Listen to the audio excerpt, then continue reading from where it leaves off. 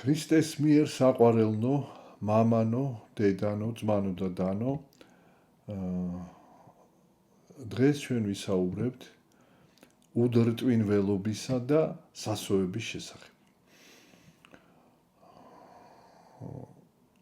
ამ თემას ეხება აღდგომიდან მეოთხე შვიდეულის კვირა დღის წირვის სახარება. ეს არის სახარება იოანესი მეხუთე თავის პირველიდან მე-15 მუხლის ჩათვლით. და აქ მოთხრობილია ამბავი იმის შესახებ, თუ როგორ განკურნა ძიმე განრღვეული, ანუ ძველი ქართულით ეს ნიშნავს დამბლადაცემულ, პარალიზებულ ადამიანს, რომელიც 38 წლის მანძილზე იყო ასეთი სნეულებით, ასე ვთქვათ, გატანჯული და აი სწორედ ამ სასწაულში, თუ როგორ მოხდა ეს სასწაული, თუ როგორი იყო ის პიროვნება, ვინც განკურნა უფალმა, ჩანს აი უმნიშვნელოვანესი თემა იმისა, თუ რა არის აუცილებელი სარწმუნოების შესანარჩუნებლად.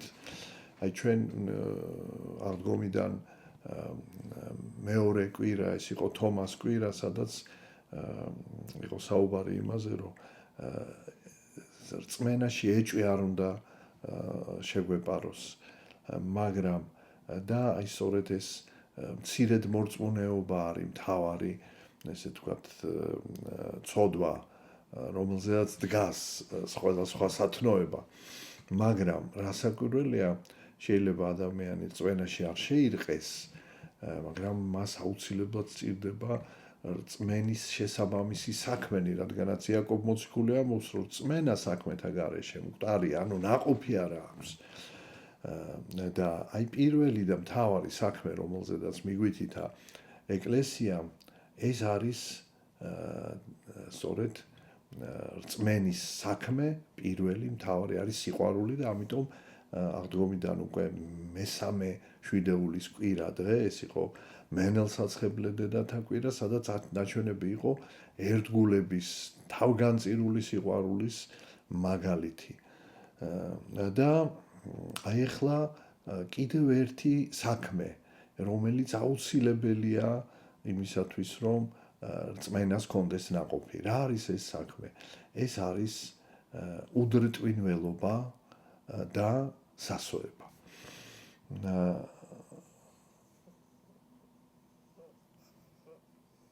ისტორია ასეთია, იყო ასეთი საბანელი, ცხოვართა საბანელი იერუსალიმში, რომელსაც ერქვა ბითესდა, სადაც მრავალი სნეული ადამიანი იკრიბებოდა და იქ იყო, ესე იგი,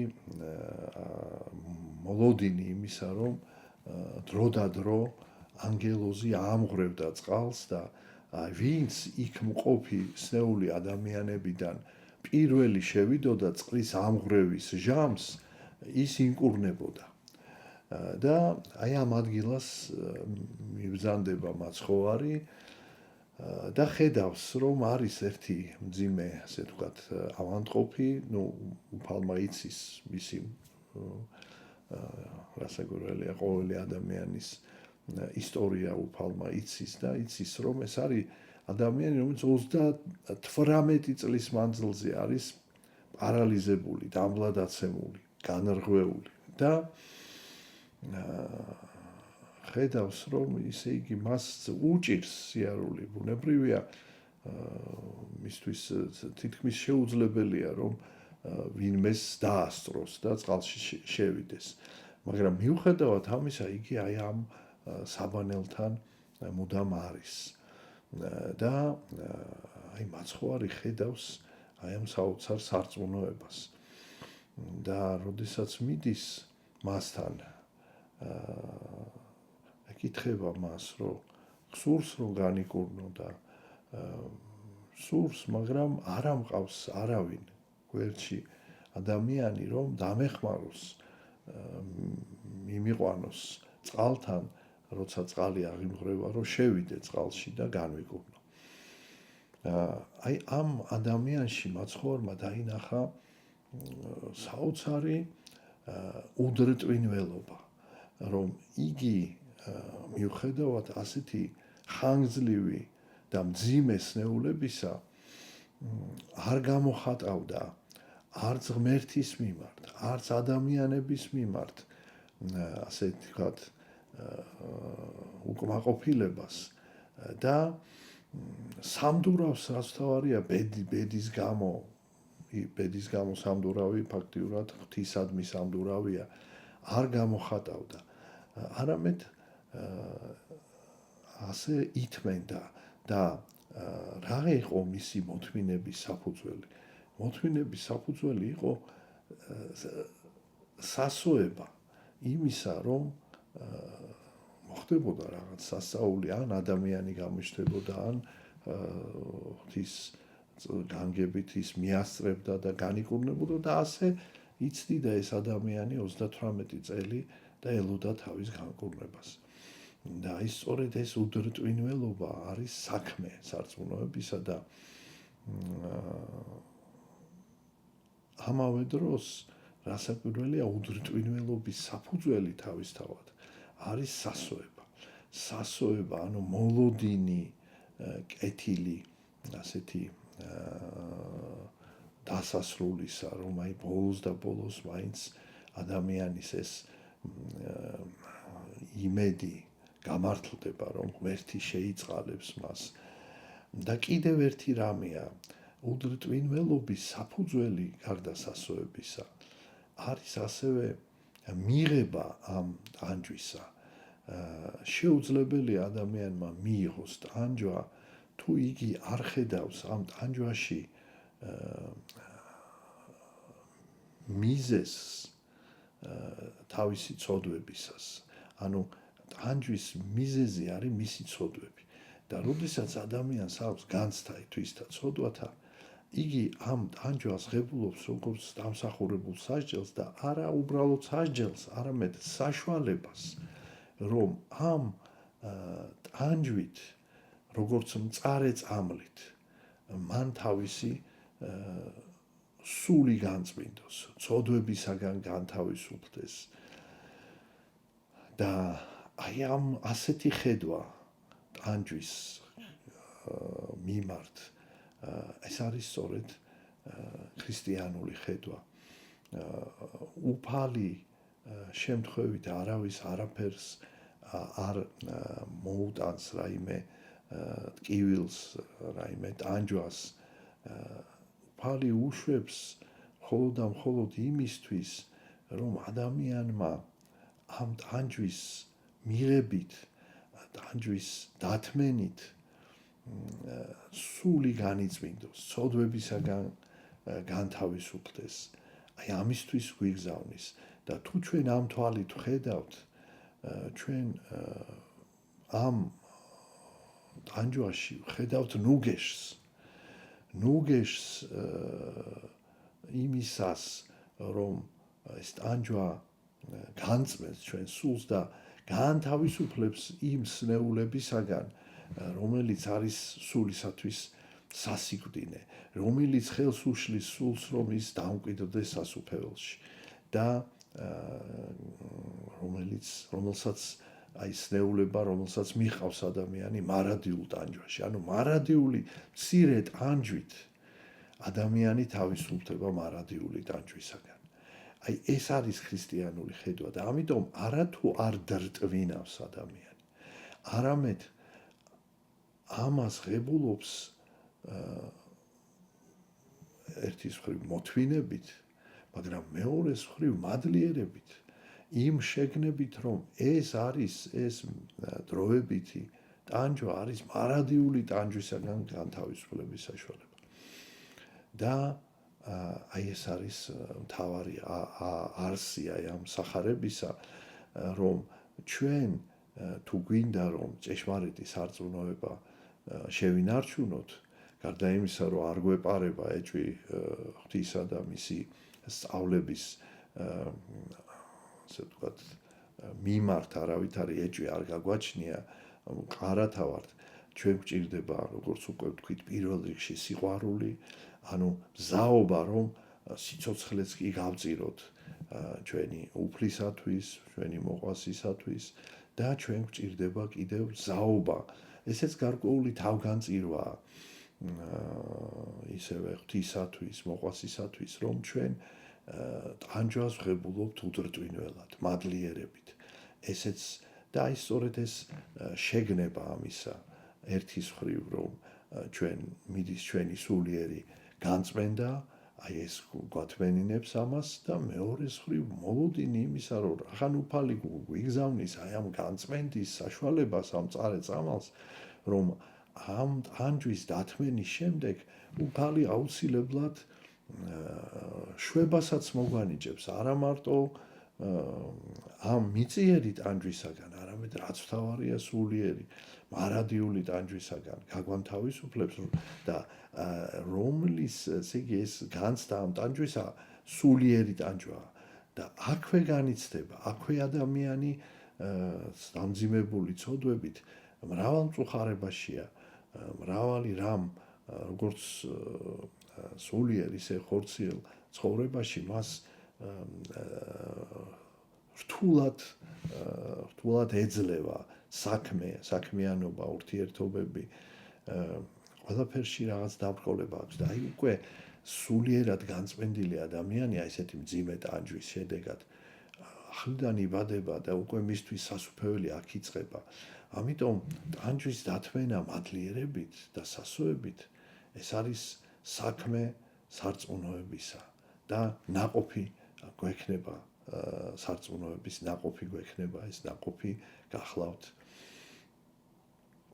სწორედ არა მარტო ფიზიკური ჯანმრთელობის აღდგენა, არამედ ასევე სულიერი ჯანმრთელობის აღდგენა, რაც ნიშნავს, რომ ჩვენს გულში უკვე ის ადგურებს მადლის სულისაწმინდისა და უკვე სასუფეველი აქ იწყება ასეთი ადამიანისთვის. აი ამიტომ სწორედ ეს სიხარული, უფლისმიერი სიხარული არის ნაყოფი სარწმუნოებისა და აი ამ სიხარულს აზიარებს ღმერთი ადამიანს, რომელიც უდრტვინველად, მადლიერებით, საკუთარი ცოდვების ღრმა გააზრებით ღებულობს ტანჯვას და სასოებით, რომ უფალი, რომელიც ვიგზავნის აი ამ განსაცდელს, მალე ესე იგი აგვადგენს. ამავე სახარებაში კიდევ ერთხელ არის და მრავალგზის იმეორებს სახარება და მახარებლები თემას იმის შესახებ, თუ როგორ შეიძლება ადამიანი არა მარტო რწმენა იყოს მისი, ესე ვთქვათ, სუსტი, მცირე, ხშირად ესე იგი უნაყოფო, არამედ პირდაპირ აი გადასული ღვთის გმობაში. რა არის ამის მიზეზი? აი ამის მიზეზი არის ის, რომ ადამიანი ესე იგი სრულად თავის თავსთან არის გაუცხოებული, ვერ აღიქვამს თავის ნაკლს, პირიქით მუდმივად ცდილობს, რომ თავის თავში სიკეთე დაინახოს, გაამართლოს თავისი თუნდაც რაიმე ესეთი არასწორი ქმედება, სხვა დააკისროს ამის გამო პასუხისგებლობა და სულ უფრო და უფრო ასეთი ადამიანი, აი როგორც სახარებაში წერია, სხვის თვალში ხედავს ბედს და საკუთარ თვალში ვერ ხედავს დირეს და გონება ბნელდება და თეთრზე ამბობს, რომ შავია და შავზე ამბობს, რომ თეთრია და აი უბრალოდ წარმოიდგინეთ, განიყურნა ადამიანი 38 წლის მანძილზე და მწიგნობრები და ფარისევლები იმას კი არ ეუბნებიან, რომ იმაზე კი არ ფიქრობენ და კი არ ულოცავენ, რომ ადამიანი განიყურნა, არამედ ვინ იყო ისო, რომ შენ ეს გითხრაო, რომ შენო ადექიო და შენი საწოლი აიღეო და წადიო. აი ესე იგი როგორი გაქვავებული უნდა იყოს ადამიანის გული და აი სწორედ ეს სიმდაბლის და სინანულის გარეშე ამბარტავნება და განკითხვა, თვით დაჯერება, პატივმოყვარეობა კლავს ადამიანის სულს, აქვავებს ადამიანის სულს და უკვე მას აღარ აქვს უნარი გაარჩიოს ჭეშმარიტება და სიცრუე და ბუნებრივია მას მის გონებას, მის სულს, მის გულს ეპატრონება ბოროტის სული და ის შთააგონებს, ის მართავს. და აი ეს არის საშინელება და სწორედ ჩვენ ერთი რამ უნდა გვახსოვდეს, რომ თუ ჩვენ აი რწმენის შესაბამისად, ანუ რწმენის საქმეებით არ ვცდილობთ ვიცხოვროთ, ანუ ჩვენი რწმენა თუ არ ვცდილობთ რომ საქმეებში გამოიხატოს, აი ჩვენს ყველას გველოდება ეს გულის გაქვავება და ამიტომ შიში ღვთისა უნდა გქონდეს, შიში იმისა რომ რას ნიშნავს შიში ღვთისა რომ ღვთისნიერი შიში, ანუ ღვთისგან მოწყვეტის შიში, ღვთის მადლის დაკარგვის შიში უნდა გქონდეს და ამიტომ აი შიში გვეუბნება რომ მუდმივად შევამოწმოთ ჩვენი სარწმუნოება, განვამტკიცოთ მისი ესე ვთქვათ მერყეობა რომ დავძლიოთ, რომ შევამოწმოთ ჩვენი სიყვარული რამდენად არის იგი ესე ვთქვათ შესაბამისი იმ ცნებისა, რომელსაც უფალი ჩვენ გვაძლევს, რომ გვიყვარდეს ღმერთი და გვიყვარდეს მოყვასი. შევამოწმოთ რამდენად ჩვენ გავაქვს განცდა ითვისთა ცოდვათა საკუთარი უძლურების განცდა, რომ არ შეგვიძლია ღმერთის გარეშე რაიმე, ესე ვთქვათ, სრულყოფილად და კეთილად აღვასრულოთ. აი ეს არის ის, რაც და სასოება რასაკვირველია, რომ ღმერთი დახმარებით ჩვენ შევძლებთ ყველანაირ წინამდებობა დავძლიოთ. აი ეს არის თუ ასე არ ვცხოვრობ, თუ ასე არ ვფიქრობ და ამას ქვია მეტი არაფერი არ არის ეკლესიური ცხოვრების წესი, რომ ადამიანი მუდმივად ზრუნავს თავის სულიერ განვითარებაზე, თავის ესეთი ნაკლოვანების ჯერ აღმოჩენაზე, რაც არ არის ადვილი. აი ძალიან უნდა მოინდომო, ეძიებდეთ და პოვოთ უფალი გვეუბნება, ირექდეთ და განგიღოსო. ესე არ არის, ესე თავისით არ გვეხსნება ეს გონება. აი ძალიან უნდა მოვინდომოთ, ძალიან უნდა ვეძიოთ და გაგვეხსნება მაშინ, ნამდვილად ვიპოვით მაშინ. აი ესეთი მთელი არსებით უნდა იყოს ადამიანი, თავარი საქმე ყველა ადამიანის, რასაც ყველა ადამიანს გვაერთიანებს, რომ ჩვენ შევინარჩუნოთ ხატება ღვთისა, ეს ღვთისგან მოცემული მადლი შევინარჩუნოთ და ამას გაუფრთხილდეთ და სხვა დანარჩენი, რაც ჩვენ გვასხვავებს, ეს არის ჩვენი პროფესია, ჩვენი ცხოვრების ნირი, ჩვენი ოჯახები და ასე შემდეგ, კულტურა. ეს ყველაფერი არის ის სივრცე, სადაც ჩვენ მოქმედებთ და ვცდილობთ, რომ ამ შემოქმედებაში სწორედ სიკეთე ავასრულოთ, ჭეშმარიტება აღვასრულოთ, მშვენიერებას ვემსახუროთ და უფალს ვემსახუროთ და მოყვას ვემსახუროთ. აი დღეს ძალიან ბევრი ადამიანი ვერ ხედავს ეკლესიური ცხოვრების აუცილებლობას და გონია რომ იგი ქრისტიანია და შეიძლება ხშირად გონია რომ სხვაზე უფრო კარგი ქრისტიანია. ვინც დავუშვათ ეკლესიაში. როგორი ცნობილიც არ უნდა იყოს ადამიანი, რომელიც დადის ეკლესიაში, თუ იგი გულწრფელად ეძიებს ჭეშმარიტებას, ახლა ის კიდევ უარესია თუ ადამიანი დადის ეკლესიაში და თქვათ მხოლოდ ამას აკეთებს. გაუგებარია რატომ დააკეთებდეს, მაგრამ დაუშვათ აკეთებს ზედაპირულად, გულს გარეთ, ფორმალურად. ხო და აი მაგრამ ვინც ეძიებს, ესეთი ადამიანი, აი როგორი ცოდვილიც არ უნდა იყოს, მას უფრო მეტი ხედვა აქვს ჭეშმარიტების, მეტად არჩევს კეთილსა და ბოროტს, ვიდრე რაც არ უნდა პატიოსანი და რაც არ უნდა, ესე ვთქვათ, აი თითქოს გამორჩეული სიკეთითაც, პროფესიული ასეთი უნარებითაც იყოს ადამიანი, თუ ის ეკლესიაში არ არის, მას აქვს ძალიან ძნელია მან გაარჩიოს სწორედ ჭეშმარიტება სად არის და სად არის სიყალბე და სიცრუე. ამიტომ დღეს საზოგადოება, როდესაც მსჯელობს, არსებობს ასეთი კაცობრივი სიბრძნე და არსებობს ღვთაებრივი. აი ღვთაებრივი სიბრძნე ასეთი ცხოვრების წესის გარეშე მიუწვდომელია და კაცობრივი სიბრძნე როგორც წესი ეს არის მოწყვეტილი აბსოლუტურ ჭეშმარიტებას და მას აი ამ კაცობრიურ სიბრძნეში მყოფ ადამიანებს სამწუხაროდ ყოველთვის მოსდით შეცდომები და ამიტომაც აუცილებელია ეკლესიური ცხოვრების წესი. მის გარეშე შენარჩუნება ღვთის მადლისა შეუძლებელია. ღმერთმა დაგლოცოთ, გილოცავთ კიდევ ერთხელ აღდგომის ბრწყინვალე დღესასწაულს. ქრისტე აღდგა, ჭეშმარიტად აღდგა ქრისტე ღმერთმა მრავალ აღდგომას დაგასწროს. ამინ.